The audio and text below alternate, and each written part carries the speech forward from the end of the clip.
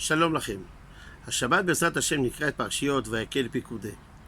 אנחנו מסיימים את חומש ויקרא. בפרשיות מדובר על השבת, התרומה למשכן ובניינו, בניית הכלים, בגדי כהונה והשראת השכינה. למעשה 5 פרשיות עוסקות בבניית המשכן. תרומה תצווה כי תישא בחלקה הם ציוויים על המשכן, ופרשיות ויקל פיקודי עוסקות בבניית המשכן. מדוע משה מצווה את בני ישראל בהקהל? הוא מקהיל את עם ישראל ומצווה אותם על המשכן. אומר האלשיך הקדוש, היות והם חטאו בחטא העגל בהקהל, ובניית המשכן היא כפרה על חטא העגל, לכן הוא עושה את זה בהקהל.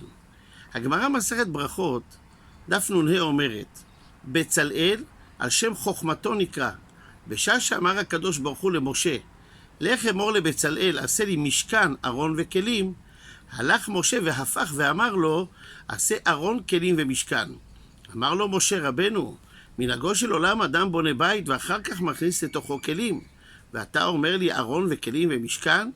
כלים שאני עושה להיכל הכניסם, שמה כך אמר לך הקדוש ברוך הוא, עשה משכן וכלים? אמר לו משה, שמה בצלאל היית וידעת. אם כן, מדוע משה שינה? מדוע הוא הפך את הסדר? למה הוא לא אמר לו כמו שאמר לו הקדוש ברוך הוא, תעשה משכן וכלים? למה הוא הפך ואמר ארון, כלים ומשכן? משה למעשה פחד שאנשים יחשבו שהמשכן או המסגרת החיצונית היא העיקר. משה רצה להראות לכולם שהתוכן הפנימי הוא העיקר. לכן הוא אמר קודם כל הארון, אחר כך מזבח וכו' וכו', בסוף המשכן. לדעת שהמהות הפנימית היא בעצם עיקר הבית. זה דומה לזוג שרוצה להינשא, להתחתן. הם מכירים למטרת נישואים. על מה הם מדברים בהתחלה? איפה נגור, מאיזה חומרים נעשה את הבית, או על המהות הפנימית. אם יש בכלל התאמה, איך ייראה הבית שלנו, חינוך הילדים וכו'.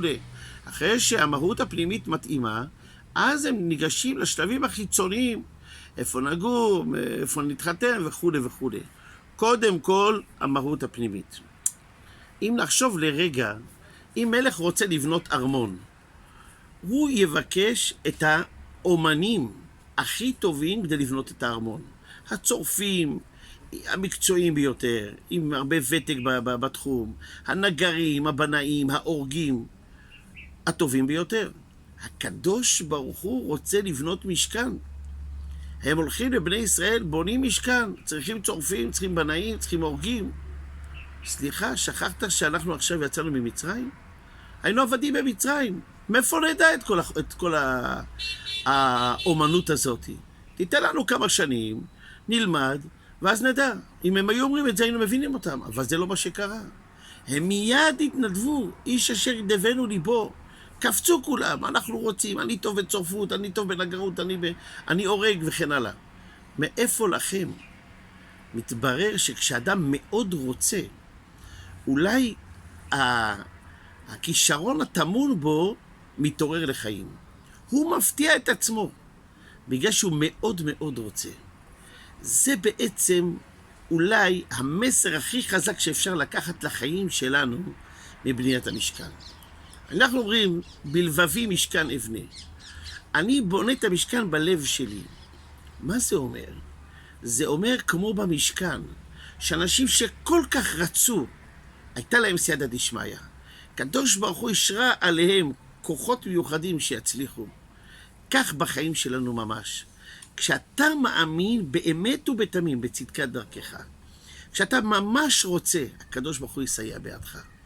זה אולי היסוד של חינוך, חינוך תלמידים. כשמורה מרעיף אמונה בתלמיד שלו, אתה תצליח, אני יודע, אני מאמין בכוחות שלך, ובאמת ובתמים מרים אותו לגבהים גבוהים מאוד. התלמיד מפתיע את עצמו כל הזמן, כי האמינו בו. אמונה, כשאתה מאמין, השם עוזר. זה אולי המסר הכי חזק שאפשר לקחת מהמשכן. שבת שלום ומבורך.